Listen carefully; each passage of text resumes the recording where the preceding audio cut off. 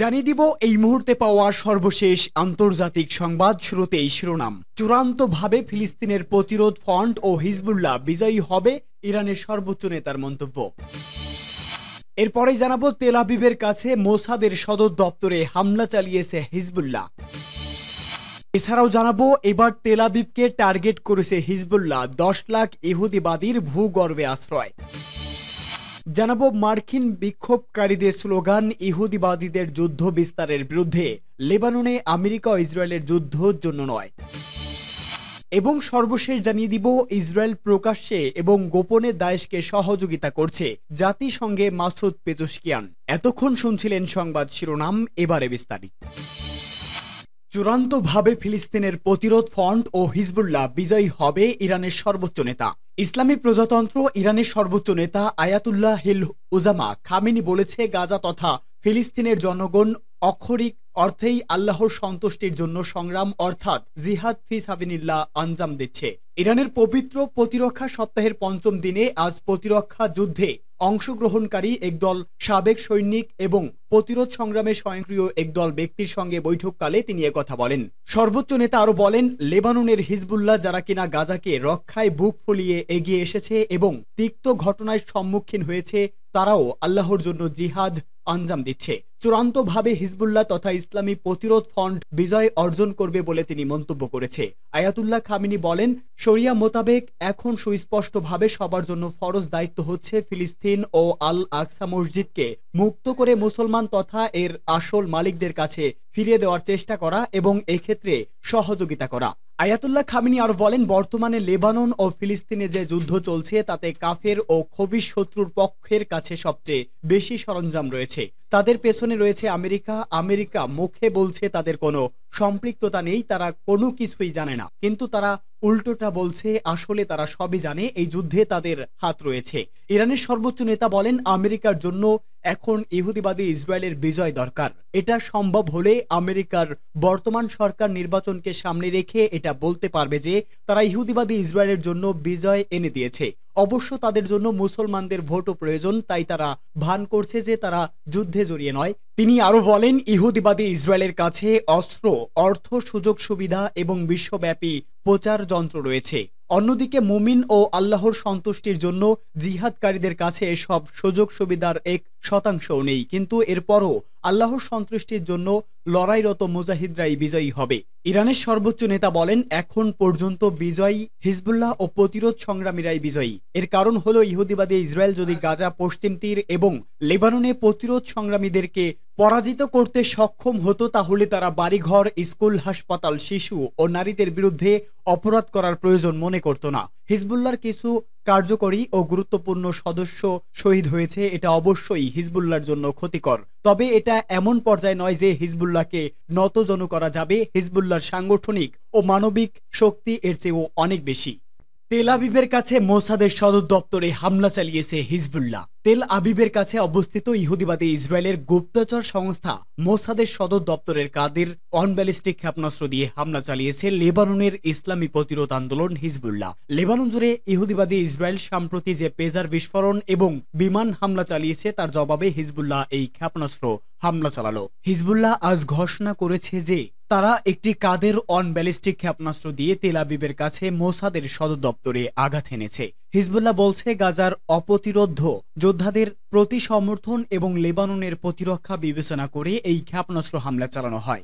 আজ সকাল 6:30টার দিকে মোসাদের সদর দপ্তরে ক্ষেপণাস্ত্রটি আঘাত হানে বলে হিজবুল্লাহর বিবৃতিতে উল্লেখ করা হয়েছে। এতে আরো বলা হয়েছে, লেবাননে যে পেজার বিস্ফোরণ ঘটানো হয়েছে এবং হিজবুল্লাহর বিভিন্ন কমান্ডারকে শহীদ করা হয়েছে তার জন্য তেল আবিবে অবস্থিত মোসাদের এই সদর দপ্তর দায়ী। হিজবুল্লাহর ক্ষেপণাস্ত্র ইসরায়েলের আকাশ প্রবেশ করার সাথে সাথে দখলদার সামরিক বাহিনী তেল আবিব সহ বিভিন্ন শহরে সাইরেন বাজায়। তবে এই ক্ষেপণাস্ত্রের আঘাতে কি ধরনের ক্ষয়ক্ষতি হয়েছে সে সম্পর্কে বিস্তারিত কিছুই জানায়নি ইসরায়েলি গণমাধ্যম। সাম্প্রতিক মাসগুলোতে ইসরায়েলের বিরুদ্ধে হিজবুল্লাহ যেসব হামলা চালিয়েছে তাতে এই প্রথম এ ধরনের দীর্ঘ পাল্লার ব্যালিস্টিক ক্ষেপণাস্ত্র ব্যবহার করা হল।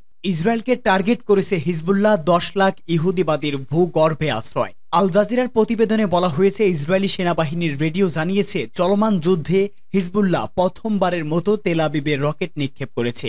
একই সাথে ইসরায়েলি রেডিও একথাও জানিয়েছে যে তেল আবিবের দিকে নিক্ষিপ্ত লেবাননের হিজবুল্লাহ ব্যালিস্টিক ক্ষেপণাস্ত্র ঠেকাতে ইসরায়েলের ফ্লাখান দাউদ ক্ষেপণাস্ত্র প্রতিরক্ষা ব্যবস্থা স্বয়ংক্রিয় করা হয়। রেডিওর ওই খবরে আরো বলা হয়েছে, তেল আবিবে আজকের হামলায় হিজবুল্লাহ প্রথমবারের মতো ইসরায়েলি লক্ষ্যবস্তুতে দূরপাল্লার ব্যালিস্টিক ক্ষেপণাস্ত্র ব্যবহার করেছে।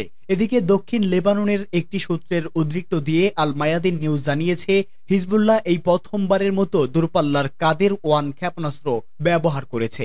ইসরায়েলের হিব্রু ভাষায় মিডিয়াগুলো জানিয়েছে যে সাইরেন বাজার সাথে সাথে কয়েক মিনিটের মধ্যে তেল আবিবের বিভিন্ন আশ্রয় কেন্দ্রে 10 লাখ ইহুদি প্রবেশ করে। তেল আবিবের উত্তরে নেতানিয়াহু, শ্যারন এবং আইকেম হাইফারে সাইরেন বাজানোর কথা হিব্রু ভাষায় মিডিয়ায় জানিয়েছে। এসব মিডিয়া স্বীকার করেছে যে লেবাননের হিজবুল্লাহ মাত্র একদিনে ইসরায়েলের বিভিন্ন অবস্থানে 400টিরও বেশি রকেট নিক্ষেপ করেছে। এসব গণমাধ্যমের প্রতিবেদন অনুযায়ী উল্লেখিত সংখ্যাই গত বছর ইসরায়েলের সঙ্গে শুরু হওয়ার পর থেকে হিজবুল্লাহ নিক্ষেপ করা সর্বোচ্চ সংখ্যক রকেট। মার্কিন বিক্ষোভকারীদের স্লোগান ইহুদিবাদীদের যুদ্ধ বিস্তারের বিরুদ্ধে। নিউ ইয়র্কে জাতিসংঘের সাধারণ পরিষদের অধিবেশন চলাকালে আমেরিকার জনগণ যুদ্ধবিরতি বিক্ষোভ করছে। তারা অবিলম্বে লেবাননে ইসরায়েলি আগ্রাসন বন্ধ করার দাবি জানিয়েছে। আমেরিকার বিভিন্ন শহরে গতকাল ইসরায়েলকে ওয়াশিংটনের সামরিক সহযোগিতা দেওয়ার বিরুদ্ধে বিক্ষোভ করেছে। পার্স টুডে জানিয়েছে, এমন এক সময় মার্কিন জনগণ তেল আবিবের প্রতি ওয়াশিংটনের সার্বিক সহায়তার বিরুদ্ধে বিক্ষোভ করল, যখন পশ্চিম এশিয়ায় আরেকটি যুদ্ধের আশঙ্কা বৃদ্ধি পাচ্ছে। Act now to end air and regime জোট জানিয়েছে, নিউ ইয়র্কে আমেরিকান বিক্ষোভকারীরা প্লাকার্ড এবং ব্যানার হাতে প্রতিবাদ জানায়। ব্যানারে লেখা ছিল, অবিলম্বে লেবানন ছাড়ো এবং লেবাননে আমেরিকা ও ইসরায়েলের যুদ্ধকে না। লেবাননে ইসরায়েলের আগ্রাসন বন্ধেরও দাবি জানায় তারা। বিক্ষোভকারীরা নিউ ইয়র্কে জাতিসংঘের সাধারণ পরিষদের বৈঠকের ইঙ্গিত করেও স্লোগান দেন। তাদের স্লোগান ছিল, বাইডেন, হ্যারিস, ট্রাম্প, বিবি, আমাদের শহরে স্বাগত নাও, মধ্যপ্রাচ্য ছেড়ে দাও, ফিলিস্তিন মুক্ত করো। ওয়াশিংটনের হোয়াইট হাউসের সামনেও আরেকটি প্রতিবাদ সমাবেশ অনুষ্ঠিত হয়েছে। ওই সমাবেশে বিক্ষোভকারীরা লেবাননে ইসরায়েলি হামলা বন্ধের দাবি জানায়। ইসরায়েল প্রকাশ্যে এবং গোপনে দায়েশকে সহযোগিতা দিয়েছে।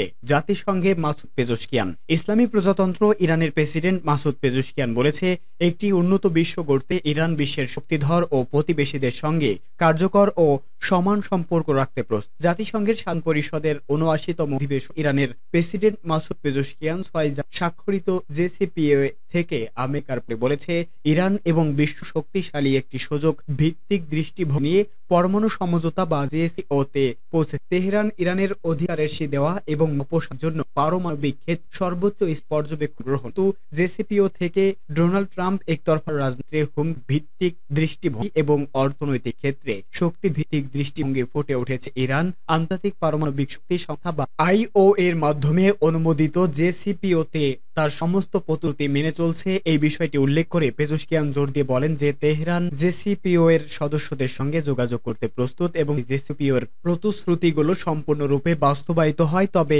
অত্যন্ত সরল বিশ্বাসে এটা বলা যায় যে অন্য বিষয়গুলোও আলোচনার মাধ্যমে সমাধান করা যেতে পারে। ইসলামী প্রজাতন্ত্র ইরানের প্রেসিডেন্ট আমেরিকার জনগণের উদ্দেশ্যে বলেন, এটা ইরান নয় যে আপনাদের সে একটি সামরিক ঘাঁটি তৈরি করেছে, এটি ইরান নয় যে আপনাদের দেশের উপর নিষেধ দিয়েছে এবং বিশ্বের সঙ্গে আপনাদের বাণিজ্য সম্পর্ককে বাধাগ্রস্ত করেছে।